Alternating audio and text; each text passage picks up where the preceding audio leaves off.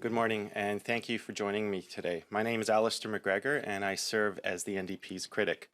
As many of you know, over the past several months, the allegations of political interference into the operations of the RCMP have dominated the news headlines. These first came to light when the public discovered Chief Superintendent Darren Campbell's handwritten notes stemming from an April conference call following the mass shooting in Nova Scotia. That was brought renewed life a couple of weeks ago when the transcript of that recording came to light. And of course, it has led to several committee meetings investigating the issue. I think what's at stake here is that this is yet another example of the reforms that are needed with respect to the RCMP so that people can have trust in their institutions. In fact, I believe that the problem, because this is not the only government that has experienced this problem, we have seen previous governments accused of political interference with the RCMP. I believe the problem lies with how the Royal Canadian Mounted Police Act itself is written. In fact, Professor Kent Roach has written about this. He has stated that the provision of the RCMP Act that governs the relationship between the Minister of Public Safety and the RCMP Commissioner has been and continues to be a recipe for lack of clarity and controversy.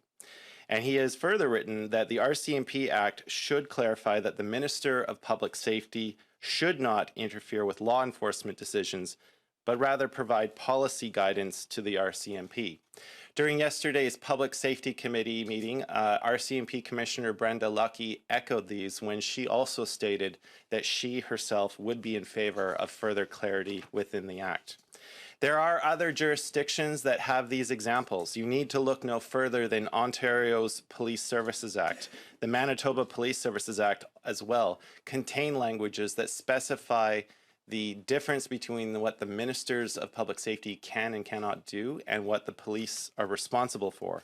You can look abroad to South Australia, to the South Australia Victoria Police Act, to also see that specificity and clarity between the politics and the policy side of our policing. Again, this comes down to us providing clarity in the law so that Canadians can have trust in their institutions.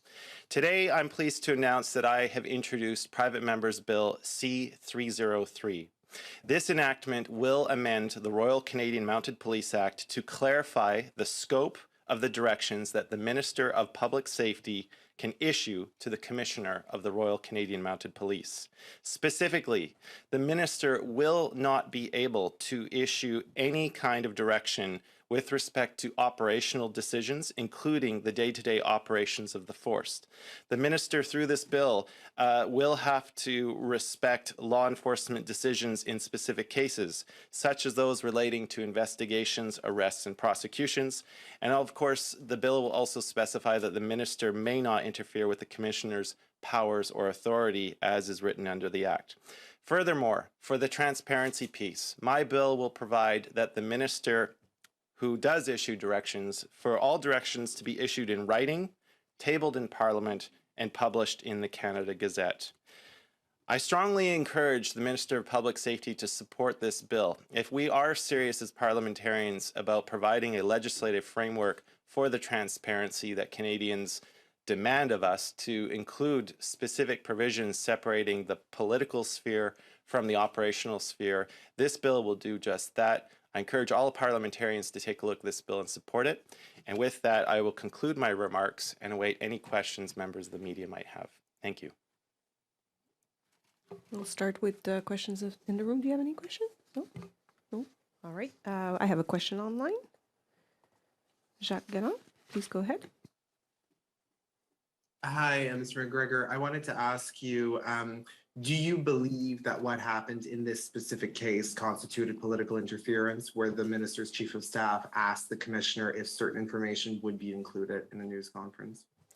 I think after reviewing the testimony that was given yesterday from both Minister Blair and Commissioner Brenda Lucki, I'm not satisfied that enough evidence is there to constitute political interference. The question was really on the word request that was highlighted twice in the transcript. What Commissioner Lucki highlighted for us as committee members yesterday was that the request was from the minister's office as to whether information would be included. It was not a request for information to be concluded. And for me, that passes the test of simply the minister's office seeking clarification from the RCMP. That being said, I think the Canadian political and media scene has been dominated by this issue. And I think, again, adding clarity to the RCMP Act as through this bill will provide that important clarity and specificity. I do think that yesterday's committee meeting was important to clear the air, and that's why I did sign my name onto the letter calling for yesterday's meeting.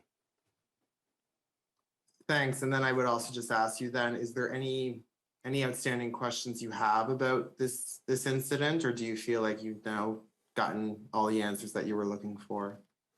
I think yesterday's testimony provides added clarity and context to the transcript that we all saw. As you know, not the entire conversation was recorded. We do have questions as to how such a high-level conversation was recorded on a private device without the knowledge of everyone who was present. So I think that particular RCMP investigation must continue. But I think, looking at the experience of previous governments, including this one, and the fact that these allegations surfaced in the first place, shows that a legislative fix would go a long way. And as I mentioned in my remarks, we don't need to look very far. We have a couple of provinces in Canada that do have that clarity. We do have jurisdictions around the world that do have that clarity. I think this is an easy measure for the government to adopt so that future governments will never find themselves embroiled in these types of allegations. All right. This concludes the press conference. Ici mes fait la conférence de presse. Thank you.